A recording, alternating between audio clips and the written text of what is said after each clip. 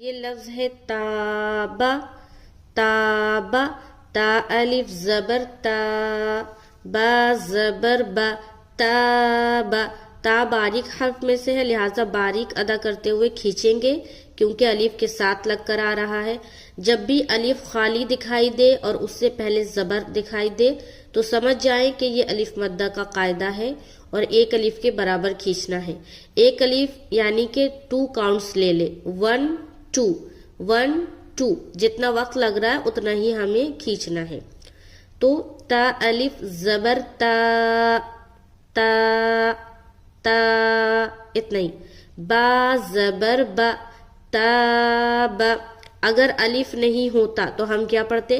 تا زبر تا، با زبر با، تابا، تابا۔ لیکن اب الف کے ساتھ آ گیا تو اسے کیا کرنا ہے؟